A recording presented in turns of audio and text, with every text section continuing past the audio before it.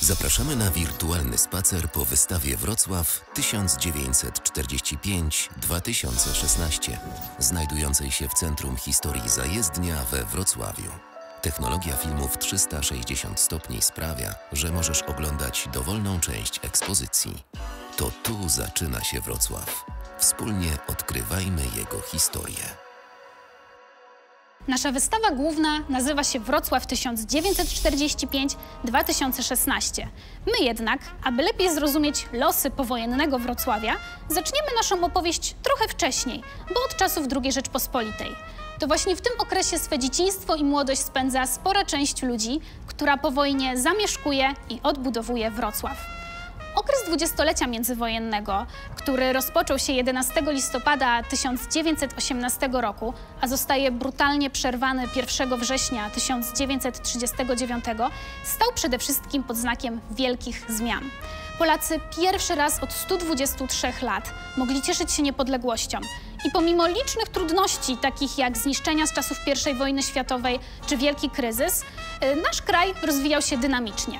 Starano się budować silną i stabilną gospodarkę, zdecydowano o budowie Centralnego Okręgu Przemysłowego czy nowoczesnego miasta portowego, jakim jest Gdynia. Poza tym wprowadzono nową walutę – złoty polski. Życie codzienne obywateli zmienia rozwijająca się technologia.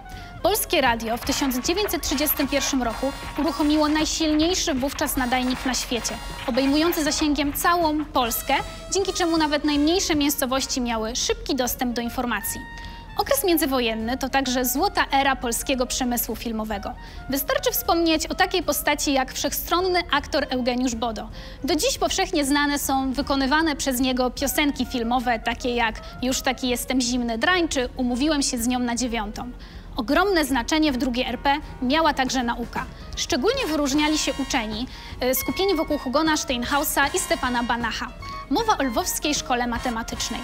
Na wystawie prezentujemy jeden z numerów czasopisma Studia Matematika, wydawanego od 1929 roku przez tę grupę. Ulubionym miejscem spotkań uczonych była kawiarnia szkocka, znajdująca się przy Placu Akademickim w Lwowie. To tam matematycy spotykali się, dyskutowali, zapisywali swoje wywody, zagadki matematyczne, początkowo na blatach, stolikach, potem jednak w słynnym zeszycie, znanym jako Księga Szkocka. Tradycja Księgi Szkockiej kontynuowana była także po wojnie, we Wrocławiu. W roku 1933 wybory w Niemczech wygrywa NSDAP pod wodzą Adolfa Hitlera. Nowy kanclerz zaczął systematycznie łamać postanowienia traktatu wersalskiego. Wojska niemieckie wkroczyły do Nadrenii, wkrótce nastąpiło też przyłączenie Austrii do Niemiec. W tym czasie mocarstwa zachodnie stosowały wobec Niemiec tzw. politykę uspokajania. Kiedy Hitler zażądał od Czechosłowacji sudeckiej części jej terytorium, Francja i Wielka Brytania zaproponowały negocjacje. 30 września 1938 roku podpisany został Układ Monachijski, który zmuszał Czechosłowację do oddania części jej kraju III Rzeszy. Jak się wkrótce okazało, wiara, że ten układ zapewni Europie pokój, była naiwna. Kolejnym celem Hitlera stała się Polska. Już w styczniu 1939 roku Niemcy zasugerowały, że rząd RP powinien zgodzić się na przyłączenie do III Rzeszy wolnego miasta Gdańska oraz wybudowanie eksterytorialnej autostrady do Prus. Polacy jednak nie chcieli godzić się na żadne ustępstwa. Dzień 23 sierpnia 1939 roku przysądził o losie Polski. Tego dnia przedstawiciele dwóch totalitarnych mocarstw, Joachim von Ribbentrop i Wiaczysław Mołotow, podpisali w Moskwie umowę, która formalnie była paktem o nieagresji pomiędzy III Rzeszą a Związkiem Socjalistycznych Republik Radzieckich. Zgodnie jednak z protokołem dodatkowym dołączonym do tego oficjalnego dokumentu, te dwa państwa decydowały o podziale wpływów w Europie Wschodniej. W przypadku Polski zdecydowali o podziale jej terytorium pomiędzy siebie. Z tego względu pakt Ribbentrop-Mołotow nazywany bywa czwartym rozbiorem Polski. Spójrzmy na znajdującą się na wystawie kopię mapy, na której czarną, cienką kreską zaznaczono granice zaborów. Czerwoną kredką podpisał się na niej Ribbentrop, niebieską zaś Józef Stalin. W ostatnim punkcie dokumentu zaznaczono, że ten niniejszy protokół będzie traktowany przez obie strony jako najściślej tajny.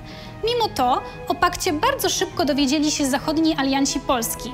Stało się to, kiedy sekretarz ambasadora Rzeszy w Moskwie przekazał informacje o protokole do dwóch zaprzyjaźnionych dyplomatów z Włoch i Ameryki. Ten ostatni przekazał ją dalej do Wielkiej Brytanii i Francji. 26 sierpnia zaś treść protokołu poznał także szef estońskiego wywiadu wojskowego, wcześniej współpracującego z polskim wywiadem. Mimo to ani on, ani rządy mocarstw zachodnich nie podzieliły się tą wiedzą z Warszawą. Znajdujemy się w przykładowym pokoju z czasów II RP. Na stoliku leży gazeta Kurier Warszawski. Artykuł na pierwszej stronie jest to najlepszy przykład tego, jak nagle, z dnia na dzień zmieniło się ludzkie życie. Jest to bowiem gazeta z 1 września 1939 roku. Tego dnia rozpoczął się niemiecki atak na Polskę, kiedy o 4:40 zbombardowano Wieluń. Tym samym rozpoczęła się II wojna światowa. Polacy liczyli na pomoc zachodnich sojuszników, która jednak nie nadeszła. Ani armia francuska, ani brytyjska nie były do wojny przygotowane. 17 września 1939 roku na teren Polski wkracza Armia Czerwona. Mimo bohaterstwa i ofiarności żołnierzy, trwająca 35 dni wojna obronna zakończyła się klęską. Polskie oddziały nie były w stanie pokonać dwóch agresorów. Na sekretarzyku stoją zdjęcia rodziny Graniecznych. Ten człowiek, polski oficer, stracił życie podczas zbrodni katyńskiej, kiedy funkcjonariusze NKWD rozstrzelali około 25 000 Polaków, jeńców wojennych.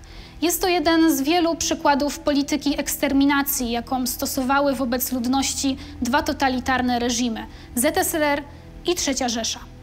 III Rzesza przystąpiła do realizacji swojej polityki rasowej zmierzającej do wymordowania polskich Żydów, ale również innych Polaków uznanych przez nazistów za rasę niższą. W efekcie zbrodniczej polityki władz niemieckich Polska utraciła około 5,5 miliona obywateli.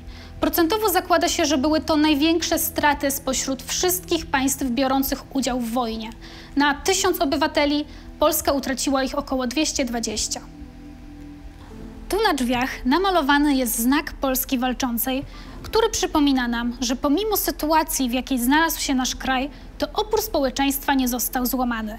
Polacy bardzo szybko, bo już we wrześniu 1939 zaczynają tworzyć struktury konspiracyjne. Ewenementem w okupowanej Europie było polskie państwo podziemne. Te tajne struktury polskiego państwa podległe były rządowi RP na uchodźstwie, który znajdował się początkowo w Paryżu, a po klęsce Francji w Londynie. W kraju te struktury dzieliły się na dwa piony – cywilny oraz wojskowy, czyli Związek Walki Zbrojnej, przekształcony później w Armię Krajową. Największą operacją militarną Armii Krajowej było Powstanie Warszawskie, które rozpoczęło się 1 sierpnia 1944 roku, zakończyło po 63 dniach. Walki przyniosły stolicy ogromne straty ludzkie, ucierpiała także tkanka architektoniczna miasta. Co ciekawe, Wrocław był drugim ośrodkiem miejskim, oczywiście zaraz po Warszawie, w którym zamieszkali ocaleli powstańcy. Kluczowym elementem, który pozwala nam zrozumieć sytuację Polski po II wojnie światowej, był stosunek do sprawy polskiej w polityce Wielkiej Trójki. Po ataku Hitlera na ZSRR w czerwcu 1941 roku zarówno Wielka Brytania, jak i USA udzieliły wsparcia Stalinowi.